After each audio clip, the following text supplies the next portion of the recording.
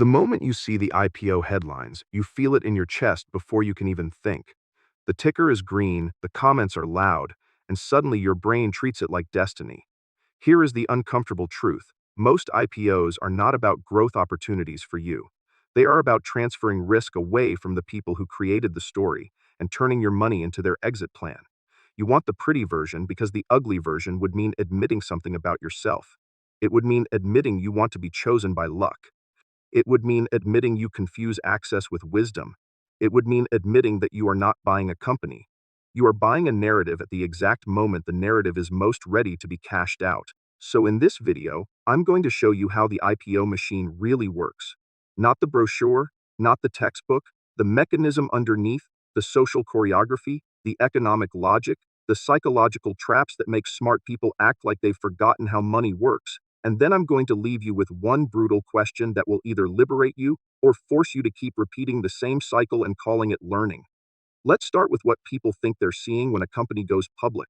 When you hear names like Highland Longshow or any other headline-driven brand turning into a public asset, you imagine the same fairy tale everyone has heard since school. The company needs capital to expand, the public gets to participate, the market rewards innovation. You picture a runway opening, you picture a rising tide. But look closer and the story changes. What the crowd celebrates is often not new opportunity. It is harvesting. In the real world of markets, an IPO is frequently less about funding the future and more about selling the past. The company has already done the hard part privately with incentives, private capital, and early believers. Now it sells a higher-priced version of the same dream to strangers. It is not the beginning of the journey. It is the exit ramp for the people who have been driving since the garage days. And you should understand the key contradiction that everyone refuses to say out loud.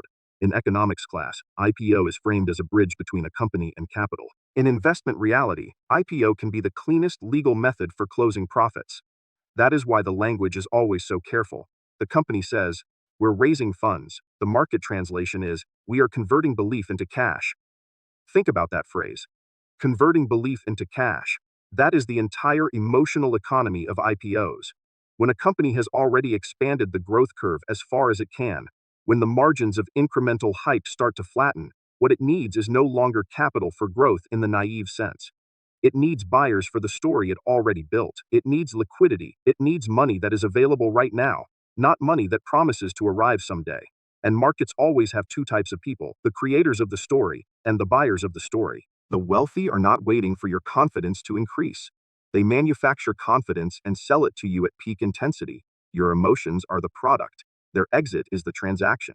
So when you see the IPO hype, you're not watching a neutral economic event. You're watching a handoff. It's a transfer of risk, dressed in formal attire. The company throws expectation into the air. Investors throw real money into the air. And the moment the party starts to feel too exciting, the people who started it already know when the music will stop. This is where the uncomfortable clarity begins. Those IPO bursts you see in your newsfeed are not proof that the economy is getting stronger. Often they're the prelude to cooling. When multiple companies launch at the same time, the pattern is not everyone believes the future. The pattern is everyone is trying to collect cash before the weather changes. The only thing that suddenly becomes more valuable than the story is cash itself. Now pause and consider how often you've believed that headlines meant opportunity, how often you've treated public momentum as intelligence, how many times you've said if it's trending, it must be real. That instinct is not evil, it's just untrained. It's social psychology pretending to be finance. Because you don't just buy an IPO, you also buy the feeling that you are late but not too late. You buy the fantasy that you can outrun regret. You buy the permission to feel clever without earning it. And people love this because it turns attention into money. I want you to see something else. An IPO machine is not one company. It is a system with synchronized roles. There are founders, there are venture capitalists, there are investment banks, there are research teams, there are media cycles, and there is the retail public who thinks they are choosing freely. Each role has its incentives. Each incentive creates a predictable behavior, and predictable behavior becomes a predictable outcome for you. Start with the founders and venture capital. The common romantic narrative says VC invests in dreams. That's partially true, but not in the way you think. Venture capital is not a long-term love story. It is a specialized exit business. Their job is to buy risk early and sell it later, with a dramatic multiplication in between. They don't expect you to understand that, so they tell you a softer story. They talk about innovation. They talk about ecosystems. They talk about scaling. But when money is supposed to turn from 1 million into 100 million within 5 to 7 years, you can't build the math of that goal using normal honesty. You can't get that kind of outcome by calmly improving margins and waiting for slow profits. You get it by inflating the part of the business the market pays for, the narrative signals. So the VC logic becomes brutal. They fund expansion before it is stable. They accept losses that are too big for a traditional company because they are buying time and momentum. They want market share even when it looks like burn. They want user metrics even when profitability is missing. They want the headlines that sound like destiny. And yes, they will accept burning huge sums of money to look inevitable. They will accept it because the plan is not to keep operating forever. The plan is to create a version of the company that the public can understand through simple symbols. Market share, total addressable market, user growth, brand recognition, and then, once the story is fluffy enough to float, they cash out through IPO. Now here's the part people hate because it makes the entire system feel like a con. There's an industry logic that turns losses into proof of potential. Since there is no real stable profit engine yet, the company can't justify the valuation using earnings, so they justify it using imagined future conditions. They can't say, "We made money already." So they say, "We're dominating a market that will be huge later." That is not analysis, that is theater. And the theater needs staging. The theater needs pricing. The theater needs distribution. That's where investment banks enter like trusted mechanics who secretly sell you replacement parts at double cost. Investment banks are the gatekeepers of the IPO valuation process. They underwrite the deal, but the underwriting is not a moral act. It's an allocation engine. They are not primarily protecting your long-term outcomes. Their incentive is to sell the allocated shares at the highest possible price to the broadest possible set of buyers, while keeping the first-day performance within a success story window. How do they do that? They do it through incentives and through controlled information. They do it through pricing confidence and promotional cycles. And this is where you should stop trusting the comforting idea that research analysts are objective. Because in the IPO world, there is a structural reason analysts might not be honest. There is often a division inside the bank between the sales side and the research side. The sales team wants the stock priced high.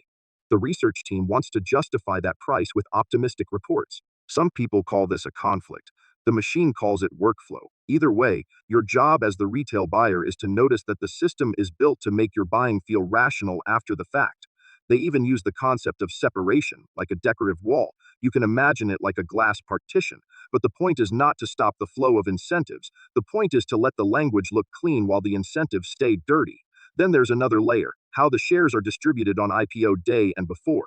Certain clients get access to the allocation. Those are the large funds and VIP participants. They may already know the price is inflated. They still buy because they understand a simple rule. Investment banks want the IPO to work smoothly on day one. They want it to look like a triumph. They want the stock to rise enough to generate public frenzy. And when the public frenzy hits, what happens? Retail investors chase. Retail investors buy at higher prices. Retail investors provide liquidity for the people who already got the shares earlier. Then the first wave participants can sell into that demand with less resistance. It's not always one big dump. Often it's systematic. It's staged selling using market orders and other mechanics so it looks like normal volatility rather than a coordinated exit. And you don't see the coordination. You see candles on a chart and you interpret them as market sentiment. In reality, you are participating in the exit mechanics of other people. Now let's talk about you. The retail investor is always described as the public. That sounds noble, it sounds democratic. But under the hidden rules, you are not a citizen. You are liquidity. You are fuel. The more emotional you are, the more useful you become. If you're patient, you might wait for confirmation. If you're cautious, you might do research. If you're disciplined, you might limit exposure. The machine wants the opposite. It wants you to feel fear of missing out. It wants you to act quickly. It wants you to treat an IPO as a shortcut to identity, not just a trade. Because behind the scenes, IPO marketing is designed to attach the stock to your personal hopes. You read an article about company X exploding. You read another about company Y growing faster than expected. And you start building a story in your head. This could be my chance. If I miss it, I will regret it forever. The fear is not about the money first. The fear is about the psychological pain of being left out. Then social proof finishes the job. Your neighbor talks about it. Your friend posts about it. Your colleague hints at it. The group chat becomes a drum. And suddenly you're not buying a valuation, you're buying belonging, you're buying the status of being on the right side of the next trend. At that moment, the machine is extremely satisfied because you've replaced financial judgment with emotional urgency. You've moved from thinking to reacting. And then comes the cruel part. Most retail investors do not understand the difference between buying a company and buying a narrative. In the beginning of an IPO hype cycle, it feels like you are buying ownership. In reality, you're buying the expectation that other people will continue believing longer than you do. You think you are investing, but you are doing something else. You are paying for time. You are paying to be last in the sequence. You are paying to hold the bag when the music stops. Now I want to connect this to the most important phrase in the entire system: risk transfer. In a normal market transaction, risk can be shared. In many IPO setups, risk is transferred primarily to public buyers. The company moves into cash reality. The founders and early investors move into personal outcomes, paying debts, diversifying, buying assets, relocating into a life that no longer depends on your optimism. Meanwhile, you are left holding a new asset whose future must justify the inflated story. But the story is always inflated because the inflation is part of the exit strategy. So when the real business can't perform at the same pace, the valuation compresses. The stock starts to fall. Not because you're cursed, because the math of expectation is impossible to maintain forever. Now you might be thinking, but some IPOs work. Yes, some do.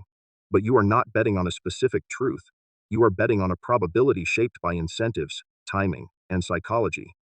And those incentives often favor the early exits more than your long-term returns. Here is the pattern. When a company goes public at the peak of its story, it often still has operational weaknesses behind the scenes. It may still be unprofitable. It may still depend on promotional growth. It may still be in a phase where cash burn is disguised as strategy. The public wants profitability or at least stability. The company offers momentum. And the gap between momentum and stability becomes your later pain. This is why the IPO cycle often appears during periods that later feel like cooling. The market heats up around the story. Then the story meets reality. Then the public tries to hold on and rationalize. Then the valuation breaks. Let's go deeper into one of the key mechanisms: lockup periods. You've heard the term. It sounds boring, like legal paperwork. That's exactly why it's effective. People ignore boring things that secretly control the outcome. Lockup is a restriction on selling shares for insiders after IPO. Usually it lasts 90 days, 180 days, or sometimes even longer. The official story is that it protects the market. It prevents insiders from immediately dumping shares and destabilizing sentiment. But the real effect is timing the market. It's not designed primarily to protect you. It is designed to protect the valuation and the story long enough to complete the fundraising objective. Imagine you're a founder or early VC. You hold a massive portion of the company. Your cost basis might be near zero compared to the inflated valuation at IPO. If you were allowed to sell everything on day one, you would crash the price and destroy your own exit. You wouldn't just lose money. You would also undermine future liquidity and future reputation. So the solution is restrict selling temporarily. Give the public enough time to buy at the higher price so the price can look stable and even climb. That makes the IPO look successful. That makes more retail money show up. That makes the story feel alive. During lockup, you often see non-stop good news: contracts, partnerships, product launches, optimistic guidance, and also synchronized research reports with price targets that assume the sky is affordable. The goal is not to inform you neutrally. The goal is to keep the narrative burning. And there is a psychological function here too. When you repeatedly receive positive signals, your brain updates its confidence, even if you didn't verify anything. Even if nothing changes materially, hope becomes an addiction. Then the most dangerous thing happens: the lockup ends. After the period, insiders are legally allowed to sell. That doesn't mean they sell all at once like a disaster movie. It means they can begin selling gradually but decisively, and retail investors, who are watching the price movements without insider knowledge, interpret the changes as market correction. The price drops 5%, and you tell yourself it's technical. It drops another 15%, and you call it volatility. It drops 40%, and now your nervous system screams. And when your nervous system screams, you do what the machine expects. You either panic sell or you double down in denial. Many do both across time. Panic sell at first, then I'll buy back. Then you average down, then you justify it with a strategy. This is where you should notice your own language. When you start talking about averaging down, you are often not being strategic. You are being emotional. You want to reduce guilt, not reduce risk. You want to turn a mistake into an opportunity so you don't have to admit you were manipulated. Averaging down feels disciplined. It feels smart. It feels like you are outsmarting the market, but often it is simply feeding the liquidity needs of people who already exited the risk. You buy more because the price fell. But the reason it fell might not be temporary. The reason might be that the story has already been priced in and the market refuses to keep pretending reality is optional. Averaging down does not resurrect a valuation. It only increases your exposure to a fading narrative. So you become the last buyer in the chain, the person who didn't get to choose the exit timing, the person who provides exit liquidity for those who knew the calendar. And this is the hidden self piece. Ask yourself, why do you hate being wrong so much that you would rather suffer longer than admit you were played? Why do you defend a story instead of checking the incentives behind it? Why do you cling to identity like I'm an investor when the evidence says you are just a participant in someone else's distribution plan? Because that is what this is really about. Not finance, psychology.